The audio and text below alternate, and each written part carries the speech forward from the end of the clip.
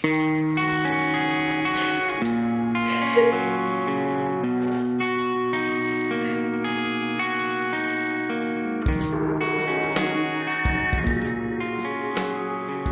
장난.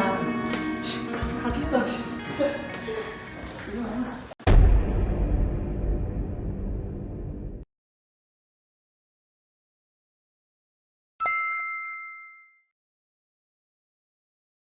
네, 지금 이 영상을 살펴보시면 이 영상에서는 직접적인 폭행과 모욕, 그 다음에 명예훼손, 상해, 기타 등등의 이런 직접적인 어떤 물리력이 행사되고 있는 것을 볼 수가 있습니다. 이 정도로 심각한 상황의 경우에 있어서는 우리가 학교폭력 대책심의위원회를 통한 일종의 행정처분으로서의 그런 처분을 받는 것을 넘어서서 실제 형사상 처벌까지도 가해질 수 있는 사례라고 말씀을 드릴 수가 있습니다.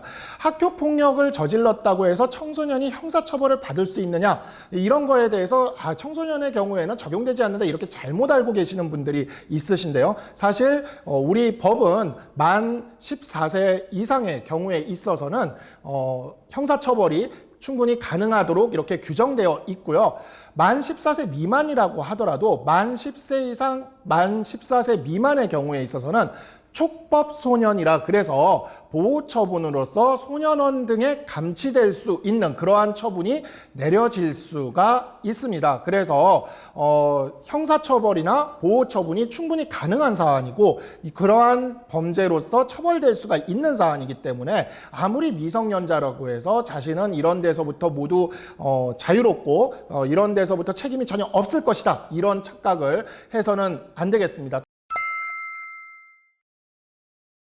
또 한편으로 만약에 이런 피해를 당하시는 분들이 있으시다면 담임 선생님이나 학교폭력 전담 선생님에게 신고하는 외에 수사기관에 신고하는 방식을 통해서 형사처벌이나 보호처분 등의 조치가 가해자에게 가해질 수 있도록 그렇게 조치를 하는 것이 필요하고요. 또한 이로 인해서 받는 어떤 정신적, 물질적 피해에 대해선 민사상 불법행위 손해배상 청구를 통해 충분히 손해배상을 받으실 수가 있습니다. 이러한 직접적인 학교폭력은 특히 엄격하게 그 책임을 묻게 되니까 청소년 여러분들 피해를 보게 될 경우 혼자 소가리를 하지 마시고 반드시 수사기관 등 주변 법적인 도움을 받을 수 있도록 그 도움을 요청해 주실 것을 부탁을 드리겠습니다. 꼭 피학생들한테 얘기하고 싶은 게요. 대부분 피학생들이 이게 자기가 피해를 당하고 있으면서도 어떤 보복의 두려움도 있지만 아이들이 대부분이 친구들한테 찌질이로 아니면은 고자질쟁이로 낙인 찍힐까봐 두려워서 또 못하는 경우들도 있고요. 애들이 장난이라 그러니까 애가 분간을 못하는 경우들이 있더라고요. 그래서 그럴 때는 전 물어봅니다. 너 지금 즐겁니? 그러면 아니라고, 너무 고통스럽다 그러면은 이건 장난이 아니라 넌 고통스러우면 지금 폭력을 당하고 있는 거야. 그러니까 반드시 이거는 신고를 해서 도움을 받아야 되는 거야. 그렇게 또 알려주고 있고요.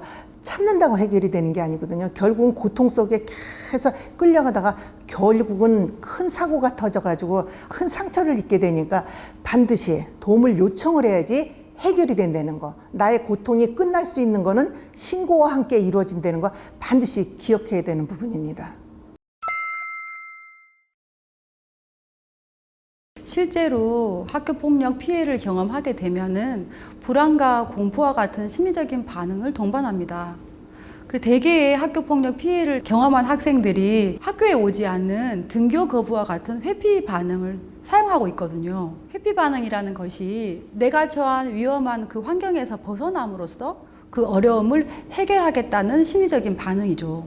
그런데 궁극적으로 내가 회피한다고 해서 이 학교폭력의 상처가 치유되는 건 아니거든요. 장기적으로 봤을 때 학교폭력 피해의 상처를 치유하기 위해서는 회피보다는 누군가의 도움을 통해서 그 문제를 적극적으로 치유할 필요가 있는 거죠. 만약에 내가 지금 학교폭력 피해를 경험하고 있다면 나는 절대 혼자가 아니라는 생각을 가지고 담임 선생님이나 부모님 아니면 위클래스 상담 선생님에게 도움을 요청할 필요가 있습니다. 나는 이 문제를 해결할 수 없고 나를 도와줄 사람은 아무도 없다. 절대 그렇지 않다는 거죠. 초기 대응이 제일 우선인데요. 제일 먼저 필요한 게 증거 자료를 확보하셔야 돼요. 그동안에 당해왔던 내용이나 그리고 그 상황에 대해서 다 기록, 뭐 날짜, 시간까지 이렇게 다 기록을 해놓도록 하고요. 그리고 이렇게 상처 부위 같은 게 있으면은 이거 찍어서 또 마련해 놓고요. 진단서도 필요하고요. 그리고 사건이 있을 적에 주변의 학생들한테 이런 기록 같은 거, 증거 자료 될 수 있는 만한 걸 녹음도 사실 필수입니다. 그래서 이렇게 그리고 일단은 아이를 안심을 시켜야 돼요. 그리고 확실하게 사건에 대해서 해결하겠다는 안심을 시켜주시고 아이가 또 보복을 당하거나 이렇게 재발할 위험들이 있으니까 아이 보호에 철저하게 신경을 써주셔야 되는 부분입니다.